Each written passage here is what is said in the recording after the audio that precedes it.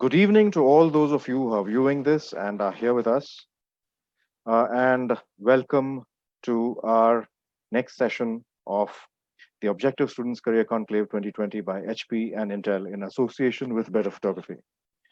Making learning fun is the best way to go about any kind of learning.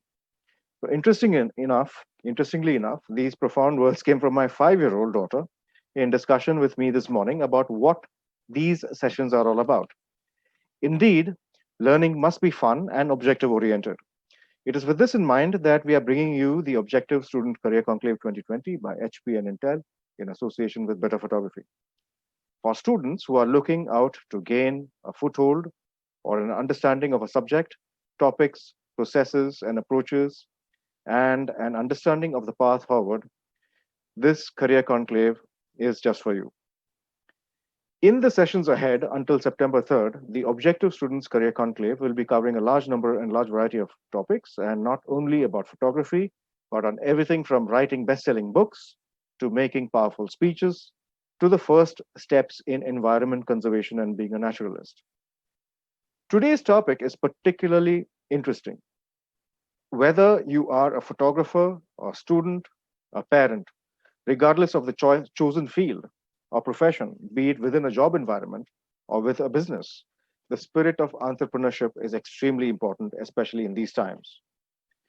Today, we have Ritika Singh, founder and CEO of Content Factory, speaking on the topic, or rather asking a very pertinent question: is everyone an entrepreneur?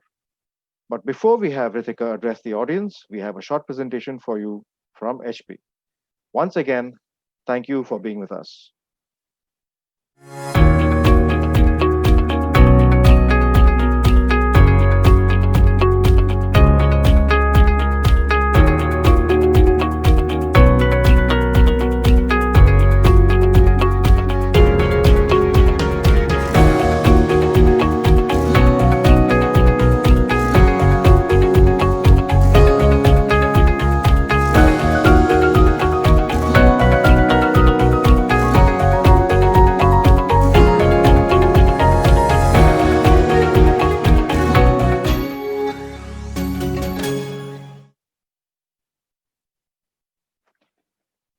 Before we move to our main speaker for today, please let me introduce you to Sahibjit Kaur from HP, who will be speaking about the HP Chromebook series of laptops.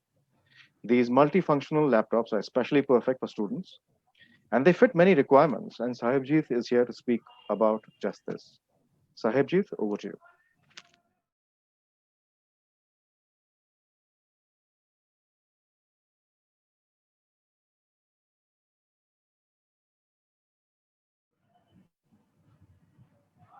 Thank you very much, Madhvan.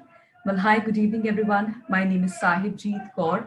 And as we connect virtually, I hope each and every one of you is maintaining social distancing, keeping yourselves healthy, safe, and sound.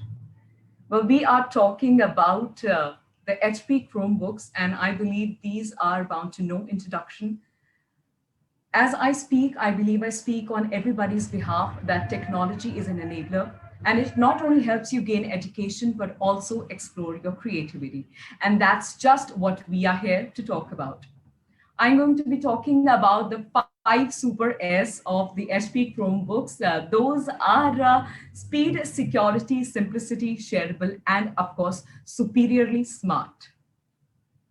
Talking about speed, well, it's time to say goodbye to long loading times as the Chrome OS is designed to be light. So, absolutely no manual intervention it requires. Fast updates are done automatically. So, it's there for you, speedy, quick, and altogether to run. Moving on to the next feature, that is security. Well, it comes with a built-in virus protection. It performs self-check-ins, self-repairs to repair any corruptions within the system. So there is hardly anything for you to worry about when it comes to security. Simplicity. Well, I believe there is hardly anyone out there who isn't familiar with Google. All right. So all you have to do is log in with your Google account and get started. So no setup is actually required. Provided it also comes with Google Play Store that has more than 1 million Android apps. You heard me absolutely right. 1 million over 1 million Android apps for you to work, play, create, and listen. Moving on to the next feature, that is shareable. And this one in particular is my favorite. I like to call it one family, one device. All you have to do is switch on to your account, log into your Google account, and you can get your personalized experience. And other members of your family, your friends, anyone can use it with a Google account. Coming up to the next feature, that is smart. I call it superiorly smart. Well, learn, adapt, and evolve. The Google Assistant feature is built in within the HP Chromebooks for you to work smarter and better and faster without even lifting a single finger. Well, I'm lifting a lot of fingers right now because that's how I like to talk. But if you want to work, all you have to do is give in a voice command in any language that you prefer to your Google HP Chromebook, and you're ready to go. Given the prevailing conditions of the coronavirus and keeping in the safety of people in mind, most of us have to work from home. Well, as you can see, we are here connecting with you virtually. So connecting with your colleagues, with the people you work with from home can be a tad difficult.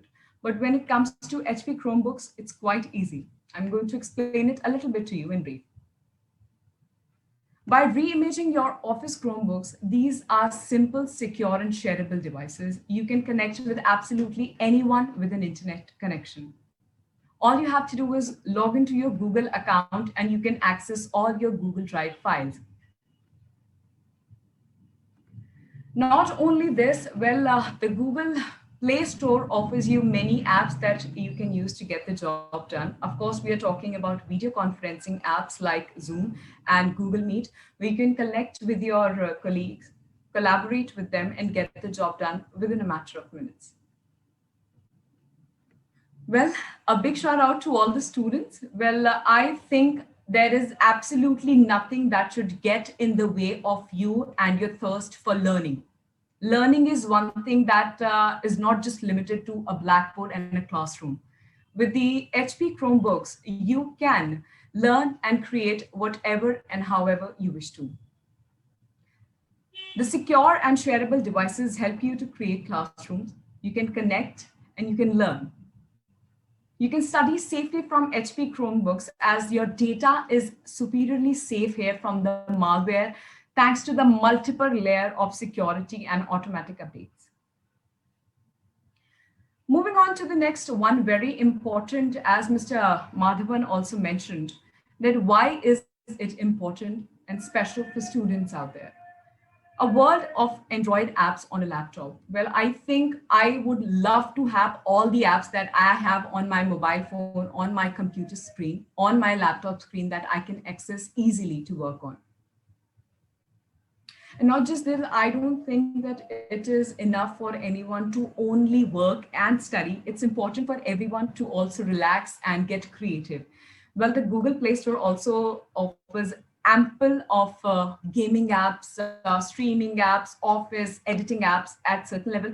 So you can explore from a very vast variety of apps according to your choice. All right, well, as I've mentioned before, that the Google Chromebooks are, HP Chromebooks are enabled with Google Assistant. So all you have to do is give a voice command and you're all ready to go. Before I wind up, I would like to tell you that the Chromebooks also work offline. Even if you don't have an internet connection, you can also access the Google Docs, the Microsoft Words. You can use it to watch movies, or you can use it to listen to music, play games, and whatnot. Well, the Google Chromebooks have, HP Chromebook has the Microsoft Office for absolutely free. So you can access it whenever you wish to, wherever you wish to. Talking about space, well, we all love to watch things, save things, even if they don't matter. So we have a 64 GB SSD on board, 100 GB Google Cloud, and 256, a whopping 256 GB expandable micro SD slot for you. So that gives you a whopping 420 GB of storage. I don't think that's going to run out anytime soon. And also for students, the G Suite is available where you can communicate via email and video conferencing apps. You can collaborate through spreadsheets, documents in real time. And of course, you can manage the classrooms, distribute assignments, and send feedbacks, learn and explore. Don't let anything get in the place of it. So I guess that's all from my side for the day. Thank you very much for all the patience. Thank you very much for joining us in. My name is Sahibjeet Kaur. Do not forget to log on to HP World and check out the Google, the HP Chrome books. Thank you.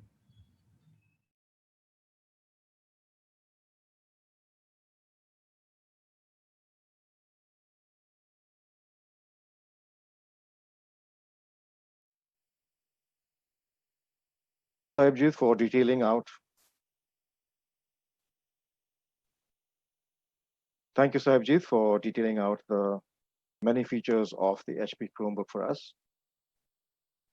And now moving on, I really do think that young people get up to speed brilliantly early these days. There's a big generational leap forward with how fast young people learn, and along with technology that is available today, the speed of all this, and by this I mean learning, adoption of ideas, the arrival at concepts and adaptation is now faster than ever before.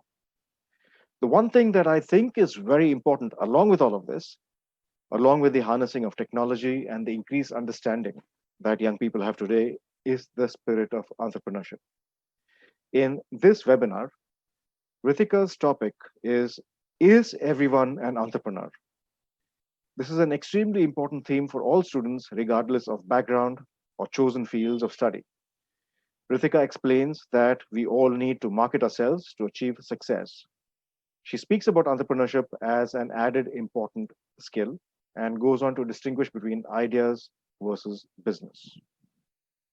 Let me tell you a little bit about Rithika Singh. Rithika Singh is a content writer, blogger, editor, ghostwriter, digital and brand strategist. She is also an avid entrepreneurship evangelist. Creating business oriented, impactful, and relevant content is her forte. Rithika is a champion at Sheroes, the largest social business networking app for women. She's a board member of the Prashant Chetas Foundation. Rithika is also the chapter lead for the TIE Women Chandigarh, that's TIE Women Chandigarh. She's also a part of the steering committee of the TIE Young Entrepreneurs, TYE, the TIE Young Entrepreneurs session of 2019, a flagship event of the globally acclaimed cohort of successful entrepreneurs called TIE, which is the Indus Entrepreneurs. Additionally, as a core team member of TEDx Chandigarh, she helps in content creation, digital marketing, and speaker curation for their annual events. She's a faculty member of CAP, which is a seed accelerator program of the Chitkara University.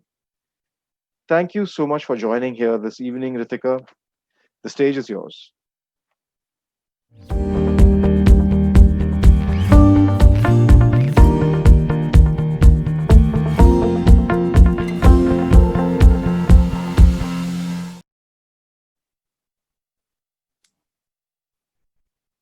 Thank you so much for that wonderful introduction, Madhavan. I am genuinely grateful and humbled to be on this platform today. And I think HP and Intel, along with Better Photography, are doing a tremendous job in terms of providing this kind of information and this platform for young children sitting at home trying to deal with the coronavirus. And these are amazing sessions, not just because I'm on it, but I've seen some of your earlier sessions as well. Children, go ahead, make the best of it that you can, get out of your comfort zone and attend all these webinars, because every webinar has something that you can always take back home. So good evening, boys and girls, mommies, daddies, and all of the stakeholders who are watching this webinar. Thank you so much for being with us. Today, our topic is everyone an entrepreneur? The answer to that question is almost yes. So what happens is that you may not be running a business, but you're always selling something. You always have an agenda that you're pushing out. And entrepreneurship is all about having a sustained agenda, right? as young kids, you would have always tried to sell something to your parents, whether it is going to your friend's birthday party, which was a little late in the night, or it was buying that new gadget, maybe an iPhone. So what did you do in these situations? You created a whole story around it. You wanted to convince your parents. You gave them all the pros that, oh, mama, oh, papa, I need this. And, this, all my friends have it, and this will help me do this. I have classes to attend. The iPhone has this feature, it has that feature. And you try to build a whole case around it. And that is where your first step into entrepreneurship begins. And that is all happening at a subconscious level. You are trying to sell something. And this is something we continue doing till we are alive. So entrepreneurship skills in today's world are overlapping with life skills. So as I speak to you today, I would like to share that for me personally, from my point of view, entrepreneurship is a kind of skill set that is also a life skill. To give you my example, I have more or less been a housewife till I was 38 years old. And because of financial issues, I needed to start doing something. Looking for a job didn't help. And I became an entrepreneur at the age of 39 only because of financial issues. Those issues have gone now. But like I mentioned before, entrepreneurship is about having a sustained agenda.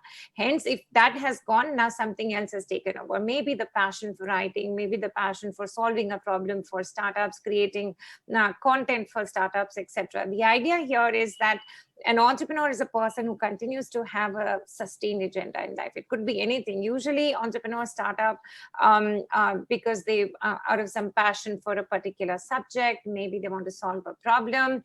Maybe they want to create an impact. Maybe they want to do it for money. Maybe they want to do it for fame. They want to do it for independence. Or they could be, oh, this is the best line. Okay, I hear this from a lot of young students that I work with. I want to be my own boss. And that's something, gets me into peals of laughter every time. So that's still a very reasonable reason to start up. You will be your own boss, no doubt, but you will have no one else to push around except yourself, and you at the end of the day are responsible for everything. So just keep that in mind when you think that I want to be my own boss and the reason for starting up. Anyway, that's a probably session we'd probably have to do at some place else or sometime else. Now, coming back to this, at the end of it all, there always is an agenda, right? Even if you look at your schools and colleges nowadays, all these schools and colleges have entrepreneurship development cells, and they want to encourage children to pick up these life skills or these skills, so to say. Now, I don't know if that happens in schools in Bombay or anywhere else, but a lot of schools that I have, we've been hopping and skipping the country because my father was in the Air Force. So a lot of schools now have something called the J Company. I don't know, those in 11, 12th will probably 9, 10th, 11, 12th will probably know schools. It is essentially a company that you run at the school level where children pick up something and they sell it to their peers, and the school is their audience and they are the customers, etc. And children are given, budgets. There are directors to a company, and there are marketing people, there are sales. And I love it on every PTA meeting when I walk into my children's school. They would be, those little kids would be running around with plates of pasta or cake or whatever, obnoxiously priced, of course. But then you want to be the good mommy and the good daddy. So you go ahead and you buy it at 200 rupees a piece or 300 rupees a piece. But I love the way that, they shed their sense of ego, and the way they're chasing your life. Oh, auntie, please, can you buy this, please? So, those are things that I'm sure all of you at some school level or whatever would have seen. This is all about entrepreneurship. But if you actually come to think of it, anything and any particular project that you pick up in school will have some amount of selling to be done, whether it is an MUN thing that you are doing, whether it is you're part of the school council, whether it is a sports captain that you are, or you are even a regular monitor in the school. All of these roles that you will end up playing will require you to sell something or the other. The agenda could be discipline, the agenda could be getting more people on board, the agenda could be convincing your teachers to do something, the agenda could be letting someone part with their money or the time or the effort, whatever it may be, the agenda will always be there. And entrepreneurship is something, it is, I'm not saying that all of you will end up being entrepreneurs or doing a course on entrepreneurship is going to guarantee that you become a successful entrepreneur. But what it really helps when you pick up an additional life skill is that, God forbid, if something happens tomorrow and you may be working in a corporate, or you may have some kind of a life thing, and life is always uncertain, not just during Corona times or even otherwise, life is extremely uncertain. You don't know what it's going to throw at you. And that is the time you don't want to walk into something with your eyes closed. So I think this is just one of the things that you must know, learn about. You have nothing to lose. It's always an added skill, and you just come out smarter and you get different opportunities, even at this college and school level, to lead maybe the entrepreneurship development cells or pick up something, and who knows, actually have a business. Now, I'll just give you a small example. My son was a part of entrepreneurship 6 months course here based out of Chandigarh. And I remember he was very this. He said, Mama, it's my class 11. Should I do it? I said, no, better go for it. Just go attend the class. Let's see what happens. They were weekend classes. A lot of children were sacrificing, going for birthday parties, marriages, or movies, or whatever. This is, I'm talking pre-corona, sometime in September last year. And they ended up doing these weekend classes, a lot of sacrifice. Most of the children were sleeping in the afternoons. It was a 1:30 to 4:30 session. But eventually, as I speak to you today, my son sat for a global competition and he won the first prize at the chapter level. I'm not bragging as a mother, but I'm just trying to say there are other kids also who won. But this is something very close to my heart because I was part of the steering committee as well. And I saw the difference in my child when he was, 6 months, 8 months back. And now I remember him having a conversation with my mentor and talking about, uncle, I have to know about the cost of, customer acquisition. And these are big, bold words. I mean, I'm not saying that he will go out into the world to become a successful entrepreneur, but at least he knows what he's getting into. He has choices. He knows the language. He understands what this world is all about. And he probably understands those particular skill sets that are required to be a good entrepreneur or a successful entrepreneur. So what are these skill sets that we keep talking about when you talk about an entrepreneurial mindset? What exactly does it mean?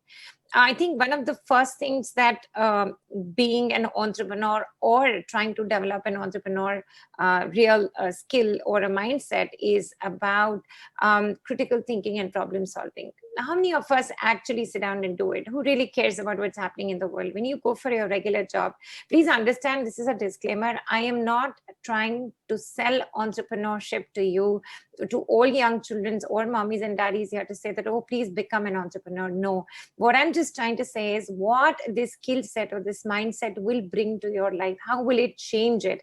Unfortunately, there will be overlapping with life skills. So please go ahead. If you are the kind of person who's enjoying your corporate job, please do that. If you are the kind who wants to make a change, at least when you do this, you will hit the ground running when you know what you're getting into. So critical thinking and problem solving. See, most of us in a routine day, let us say if you are supposed to, you're a regular student in school, what is your basic agenda? Is to get your good marks, be well behaved, make sure the teachers are happy with you, and you are able to add value. You have a good friend circle. There is a social adaptability that you're learning, all of these regular things. If you have a maths test coming along, all you need to do is prepare for a maths test and get your marks in that, right? More or less, when you are in class 8 to 9th to 10th to 11th, the modus operandi will probably be the same, unless until you goofed up big time somewhere, that you probably didn't score well in class 8th and you wanted to change the way you studied or change the, figure out newer ways of making sure that there is something called smart study. Maybe you want to do that. Essentially, your problems more or less remain the same. The solutions more or less remain the same, right? But what doing a business or opening up a business or having this kind of a mindset will do is that you will suddenly start to think out of the box. You will have to figure out what are the problems that are happening around the world. It makes you more knowledgeable. It makes you understand. It makes you deep dive into a particular concept. So let us say, you want to open, you want to create an application, a mobile application for psychology for young children. You want to give them access to psychologists without having to actually go and have a face-to-face meeting, and you want to be sitting in the comfort of your home. Let us say you want to build a mobile application, right? What is it that you understand the different areas that you will start to think about vis-a-vis. This is just school is one part of it. You will suddenly start to look at the friends that you have, that, oh, do they have psychological issues? Are they dealing with something? Do you think your app is going to help them? You will start looking at people. You will start looking at resources around you. You will keep going back to the adults in the family. You will ask friends. You will ask family. You will go to everybody. See how this makes you think not just about your maths or your psychology or your Hindi or your English test, and something way beyond and more. Think of it like this as well. How many of you will actually reach out to adults in the family, maybe an uncle or an aunt or your mommy's friend or your daddy's friend who's an entrepreneur, to take some inputs from them? See, it happened in my case. All children this age group, 16, 17, are, lovely, outgoing, happy children. They just love being with their friends, and they love having conversations. Conversations are easiest when they are with their friends. It just flows. They're laughing, they're chatting, having fun overall. But when it comes to business, my 17-year-old son had never spoken or had been in a social setting where he had to deal with adults. Now, this was the first time when he opened his, he was trying to do this, entrepreneurship course. Is the first time he reached out to 5 to 7 people in my network only to get a feedback on his business plan. Otherwise, he would never have done this. He would never have gotten out of his comfort zone to go. And the way he was dealing, there were 10 adults. Some of them were, players. Some of them were journalists. Some of them were into sports. Some of them were businessmen. Some of them are very successful entrepreneurs. Some of them are angel investors. Some of them were entrepreneurs. All of these, so different diverse backgrounds. And my son had to deal with each one of them at an independent level. I never interfered, never got into the picture to say, okay, fine, let me do this for you. I am trained to do that. But I just let him be. So you see how he was thrown into this world and how he decided to connect with these adults, how he actually opened a business, and he actually, today on his LinkedIn profile, he has one, by the way. He actually calls himself the CEO and founder. I don't know how far this will go. I don't know whether it will be successful or not, but he understands a lot of things. His language has changed. He understands a lot of the startup world. He understands what a term sheet is. He understands what acquisition means. He knows what an angel investor is. He knows what a business plan is. He knows what a pitch is. You see how he has suddenly, sitting in the same city, opened himself out to newer vistas, which otherwise sitting we will never find out.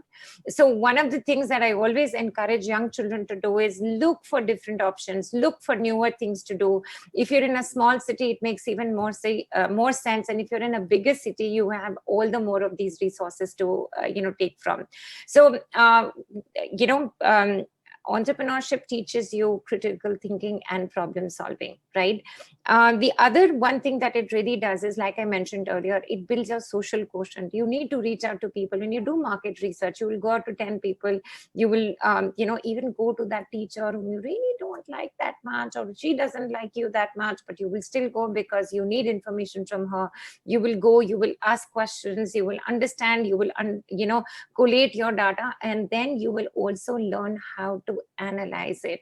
That if there are 10 people or 20 people who got up and said that I have these psychological issues and I wish somebody could help me with this, you would go back, you would understand how pricing works, you will understand how much a child is willing to give up, how much a parent is about to pay. Then they actually put it into this thing that, okay, if I'm going to be charging somebody 4,000 rupees a month for this, are they willing to pay? How much does it cost? And the way he was doing his marketing was simply that, okay, 4,000 bucks is what you actually spend on a meal when you step out of the house. I mean, this is the money that you pay for one single meal with the family, maybe sometimes even more. So the point he was trying to make is that, he understood the value for money. There was a lot of financial literacy involved in that. He understood how money was made. He understood what it meant. He understood how people, how money is multiplied. He understood that who pays when a person picks up decides to begin a startup. See, the idea here is for you to understand that this is just one of the additional things you will walk into. It's like adding another arrow in your quiver. the ammunition you need to deal with the real challenges of the world outside tomorrow. This is just going to be one of that. It's not the end all be all. It isn't.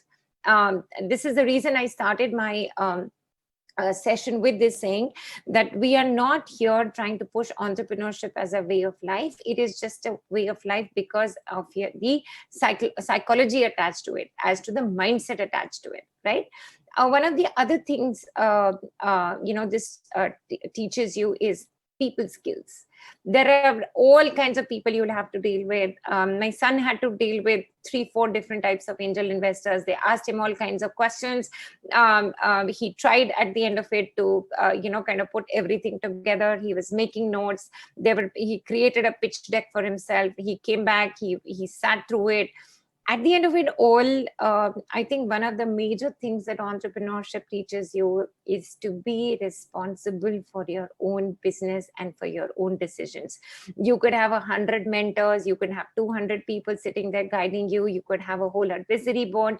At the end of the day, how your business performs is directly proportionate to the decisions that you have taken and the responsibility you will have to take. So if it goes well, the credit is all yours. If it doesn't, the discredit is also all yours. So one of the things that it teaches you is to take responsibility for your own venture, so to say. Now, this could be life, because these are situations and lessons that you learn, which ultimately come back to you, and you can apply them even overall in life. And this is not just true for younger minds.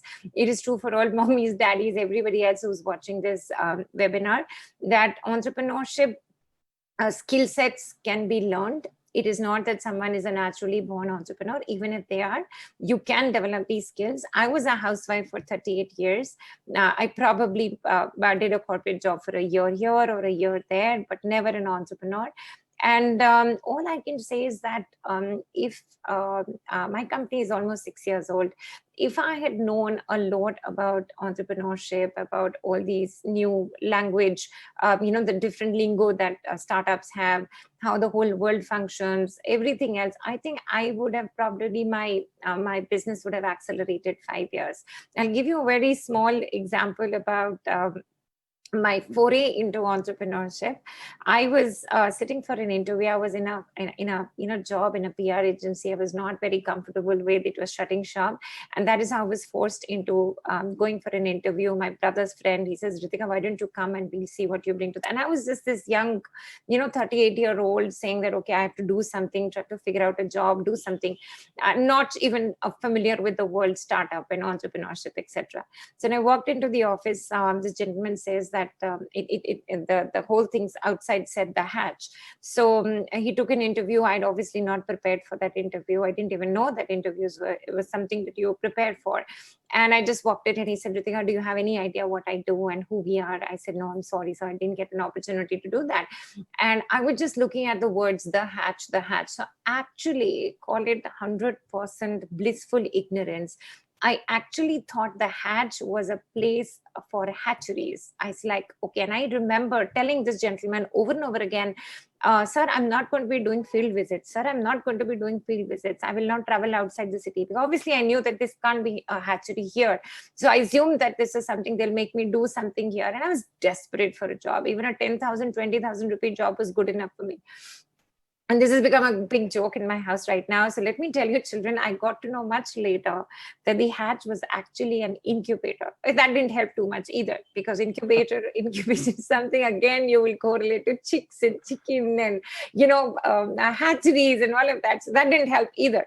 But much later, now when I think back, I think it was almost another 10 days before I figured that an incubator is a startup incubator where businesses go or ideas go to become proper businesses, right?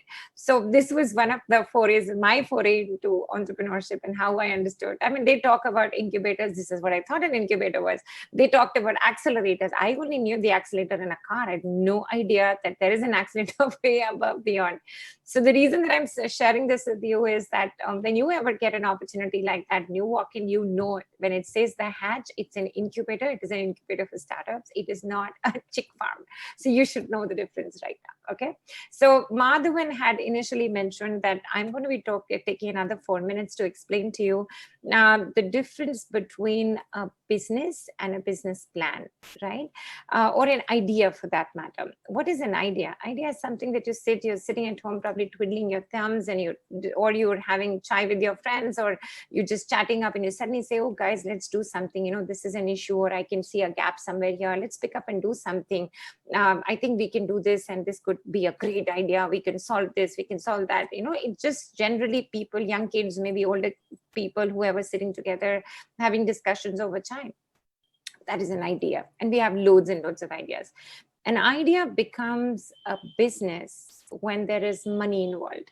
When you start getting money on that idea, when customers start to pay you for the service or the product that you have created or the one that you are selling, then it becomes a business. You may have lots and lots of ideas, but you may not be able to build a business around it every time. I think a successful entrepreneur is one who can marry his idea to his passion and create a business around it. So business essentially means, what is a business plan? A business plan is essentially a roadmap of what is going to be the business, who is going to be paying for it, and how will I keep that going? How will it sustain itself? That exactly is a business plan. So I think this should help most of you understand why entrepreneurship as a life skill is important, critical, and why you need to go out into the outside world after you finish your school, college, armed with this kind of an information and knowledge. Thank you so much. This was what I had in my artillery for the day. Over to you, Madhavan.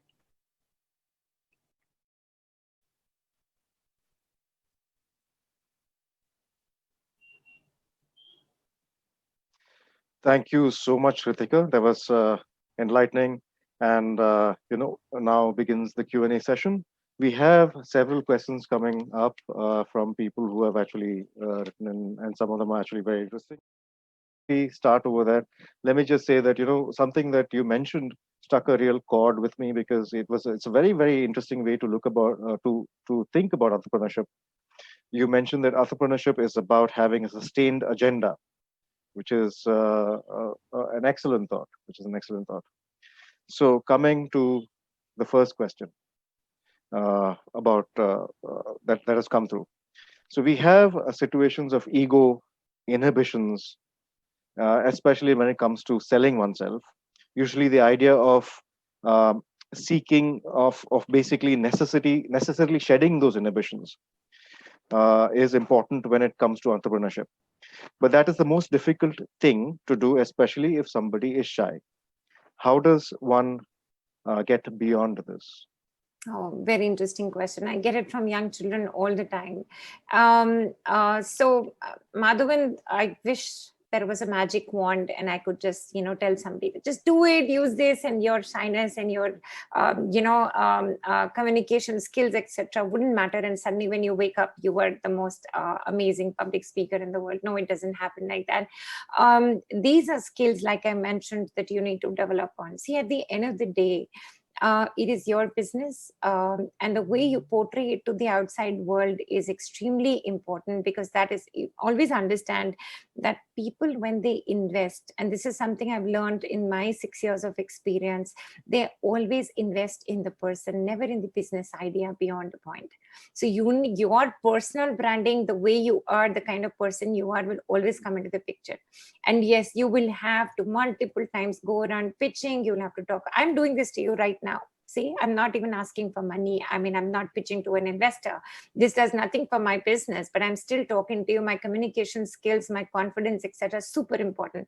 But it's not only just for you. This is required as an essential life skill for every child today. We live in a global world. You will get multiple opportunities. Those days when you're sitting at home and kind of doing your own thing, they're over. You need to be out there, and there is so much of noise outside. You need to make a place for yourself. Either you do it through because see, these are situations where you can't run away from not speaking. I've done this for a long time, till 38 years, or actually not 38, maybe till 42, 43. I'm 45 today. I have never ever spoken on stage or to an audience. And the first thing somebody will say is that, Pritika, you want to do this? And I was like, no ways, I can't speak to save my life.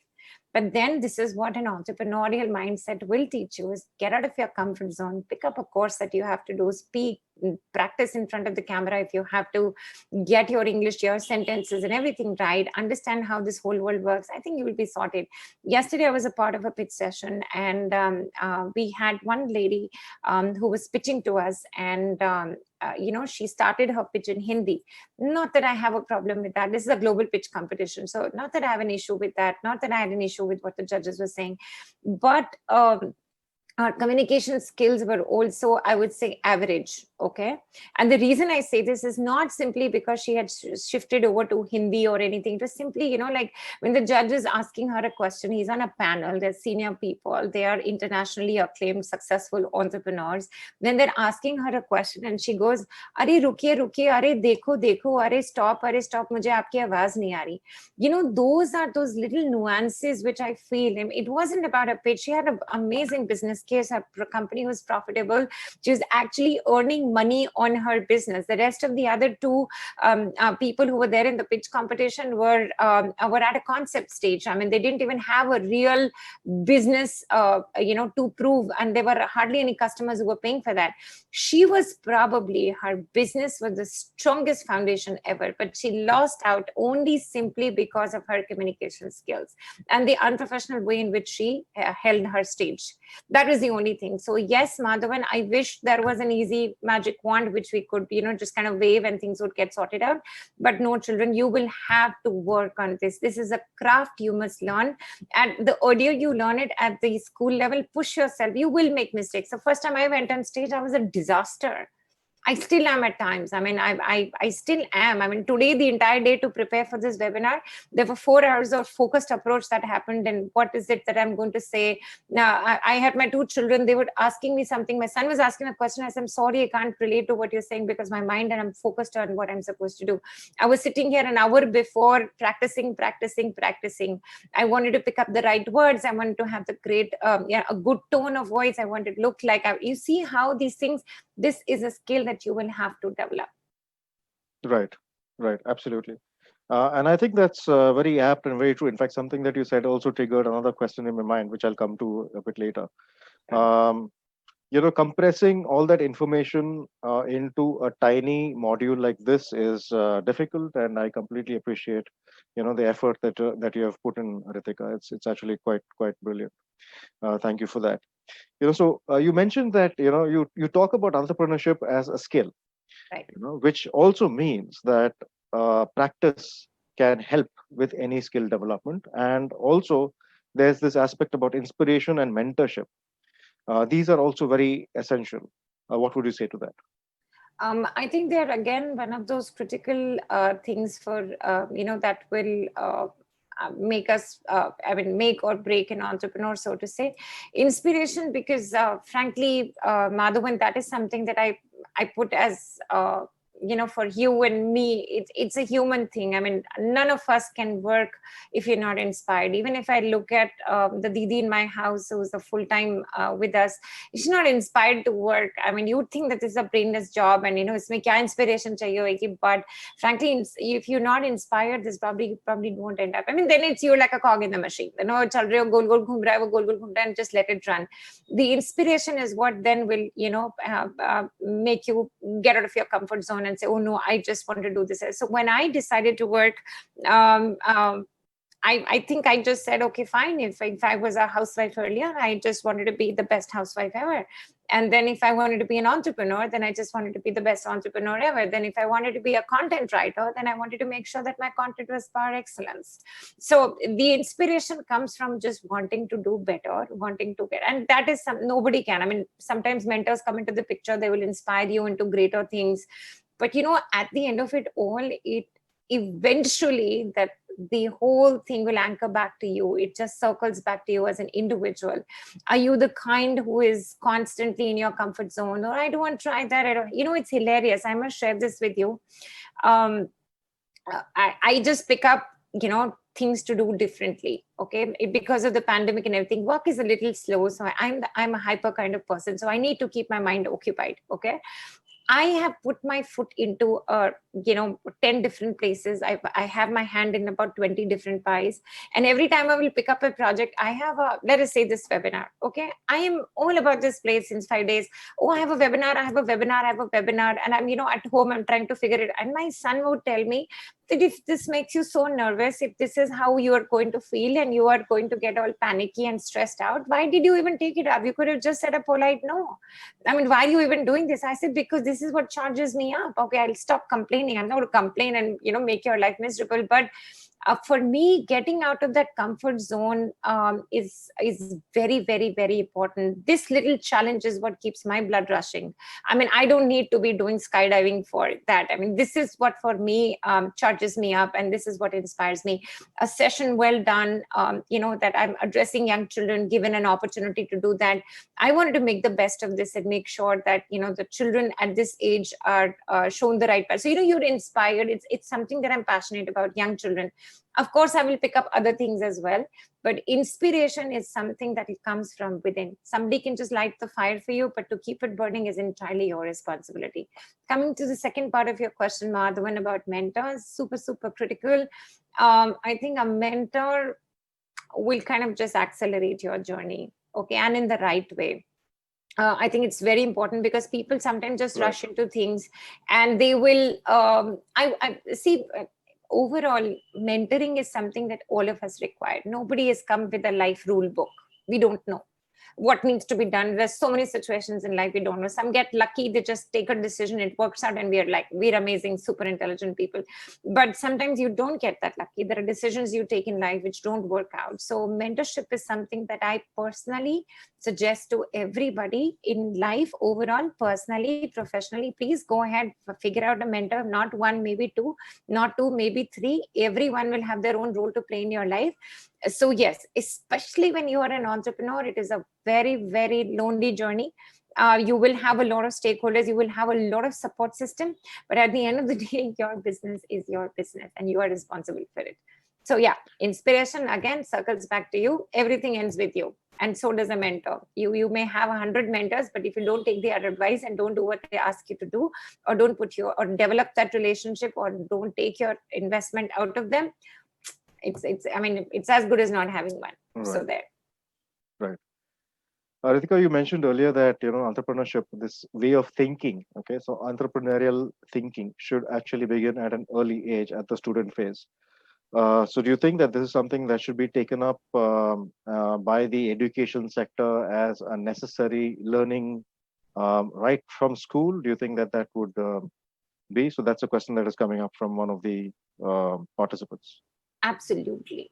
Absolutely. I think that's 100% ask that I have, that young children be exposed to this kind of a mindset as early as possible. As early as possible. Now, I'll tell you the reason why. Like I mentioned a couple of things, that it teaches you financial literacy, it teaches you value for money. My son, when he got, he won an award, it was some, I think 9,000, 10,000 rupees or something. And he'd been asking me for a cycle for the last almost 6 months. Not that we can't afford it or anything. It is just simply, that I was like, okay, Ratesh, let's just wait. We'll figure out, just give us some time. I was looking at, my cash flows in my company, how I'm going to manage it. And the moment that money hit his bank, the first thing he said is, Mama, I wanted a 10,000 rupee cycle and I've earned 9,000, 10,000 rupees. So can I now have the cycle? It came as such a beautiful, sentiment from him. He understood the value for money. And then, and this is the best part. I mean, the best part is yet to come. 2 days hence, he tells me, you know what, maybe you should buy that cycle for me. This 10,000 I'd like to invest in, put in an FD. I said, dude, now you're talking. Now you understand how money works. Jab mama ke paas aana tha, you wanted to buy a cycle, you didn't really care 10,000. Why didn't you tell me the 10,000, mama? Why don't you invest that money? What will I do with the cycle? But you see how it suddenly changed from my money needs to be invested to your money will buy the cycle. Okay, not that, but he understood. I'm not trying to create a rift here between mother and son to say your money, my money, but the idea was it was something that he earned because that is the effort he'd put in. today, after that happened, he got so accustomed to earning his own little money. He applied for internship, and it's been almost 3 months now that he's interning with the firm. और वो हर महीने उसको 5,000 rupees आते हैं. The charm of that 5,000 is hilarious. I have all kinds of people in the house will say, my mother will say, oh, can you buy me this out of that 5,000 rupees? And he himself has a huge list of things he wants to buy. My younger daughter will come and say, Bhaiya, I want an iPhone out of this. And we all start laughing that, 5,000 rupees mein kaun sa iPhone aayega? Matlab, that's his entire salary for the month. So now he's learning to manage that 5,000 rupees and what he's doing. And frankly, out of the 3 months of salary, 15,000, 10,000 he has invested, so to say, and 5,000 he has spent so far on a pair of earplugs or something. I don't even know what they are. So headphones, because of, he says, I need to listen to great music, etc., etc. That's how it works. So, it teaches you all of these things. So if children can learn it at a younger age, I think they just come out smarter. They just learn to manage their money better. That's just about it. I always tell my children that earning money is one thing, but managing your money is a completely different ballgame. And being in a startup, because you see, most of you will, when you end up opening your businesses, there will be very minimum amount of investment. You've probably taken from daddy or taken from mommy or taken from an uncle or an aunt or whatever, and very basic amount, I'm talking lakh, 2 lakhs or whatever. When you know that this is the only money you have in your account, and you know that you have to, take it to the next 6 months and make sure that no other, you don't run into any kind of debt because of that, you understand how money works. You try to cut corners, you try to understand, and this teaches you even more about values and ethics and integrity as far as money is concerned. So I hope that answers your question, Madhavan. It does, and I completely appreciate your son's sentiment about getting great headphones, because I'm always in the search for great earphones. There you go. So you mentioned about a business situation, but it's not just business. It's also within a job environment. I mean, entrepreneurship within a job environment. Being I think that is also very critical and very important, because it also pushes you to perform. To think like an entrepreneur for your own company is, I think, also critically very important. So this brings me to a problematic situation, which I feel is a problem in India, because there have been other very famous people, other business leaders who have mentioned this as an issue. The problem in India is one of momentum, where there's a mold and a way of thinking, where being normal is good and breaking out of that normal is not necessarily very good. So entrepreneurial attitude seems to be all about breaking out of that mold, breaking out of that normal. What would you talk about this? And India is infamous at the same time. India is very infamous about Jugaad, which in a way, as in a way is frugal entrepreneurship on its own. So what would you say about all this? So, I love the Indian context here, because it's something very close to my heart. And I constantly say that, we're a country of 1.3 billion people, right? We're overpopulated, just so many people. It's so much of noise. Everybody is doing something. When a country like India, in order to make a mark, you have to do something really, really outstanding. Now, unfortunately, a lot of people don't understand that outstanding can either go a positive way or it can go a negative way. So, if you look at these, I don't know, my favorite example is of this lady called Pooja. I don't know if you've listened to her songs. I think the younger generation probably, I don't know if they know it.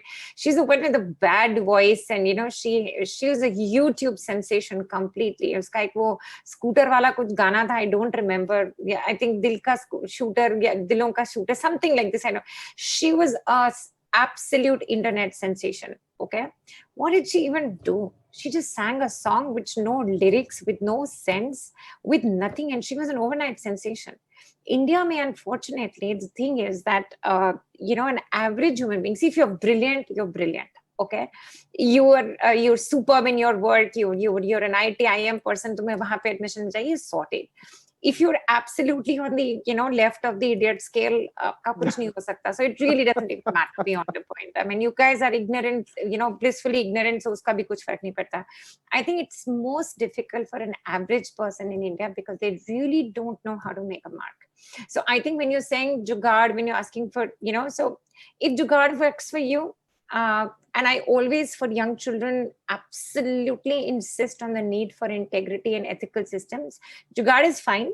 but it needs to be within the framework of being ethical. It's a go ahead for me. I mean, you can make money out of it. Please go ahead and do it.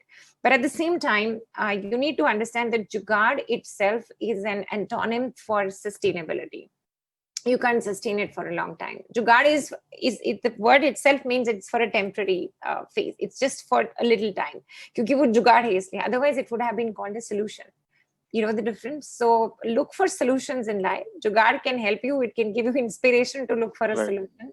It may just kind of, set a foundation for looking for a solution, but that is not the end goal. Very well put. So the talk that I was listening to at some time back, at some point, was they named jugaad as frugal innovation. True that. And yes, frugal innovation is necessary. In fact, it is now being taken up very seriously in the Western world as a management method, even. But yes, it cannot continue for a long time. That is not entrepreneurship. It's different from entrepreneurship.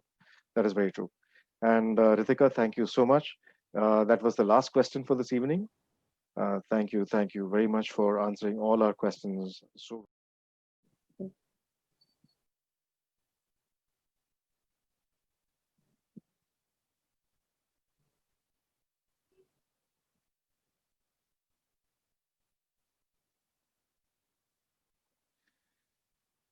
A great big thank you to you, Ritika. The spirit of entrepreneurship is something that we all need today, especially in these times, where we get out, and get our economy back on track as well. You have given all our viewers, students, and parents, and all of us something very seriously, something important to think over, something serious to think over from your session today. Thank you very, very much for that. And of course, for all of you who have been watching, you have been an excellent audience. Thank you for sending in your questions. The conclave will continue with several other very exciting, eminent speakers all the way up to September 3rd on a daily basis from 6:30 p.m. onwards. Tomorrow, on Thursday, 27th of August, we have a very special speaker, Probal Dasgupta, who's author of Watershed 1967, India's Forgotten Victory over China, published by Juggernaut. Probal is an army veteran, he is a business leader, and he will be with us from 6:30 p.m. to 7:30 p.m. speaking on the secrets of writing a best-selling book. On this coming Sunday, 30th August, C.V. Raman, Senior Executive Director for Engineering at Maruti Suzuki India Limited, will be our speaker from 6:30 to 7:30 p.m. speaking on engineering and R&D in the automotive sector. On this coming Monday, 31st of August, from 6:30 to 7:30 p.m., Dr. Pooja Vijay Sukija, academic advisor, platform skills trainer, and a consultant with 2 PhDs no less, will speak on 10 effective habits of a successful student. And on the coming Tuesday, which is the 1st of September, from 6:30 to 7:30 p.m. again, Jayant Sharma, who is an award-winning wildlife photographer, conservationist, and educator, and the founder and CEO of Toehold, will be speaking on the topic conservation, an idea on how you can become a naturalist. You can register for all these webinars at http://photo_microsite3. I'm sorry, did I get that right? I'm not. pmglive.in/photo_microsite3. This concludes our 5th session of the Objective Students Education Conclave 2020 by HP and Intel in association with Better Photography, and we have more coming up every day at 6:30 to 7:30. So please do tune in again, 6:30 to 7:30 every day. Thank you all for watching and have a great evening ahead.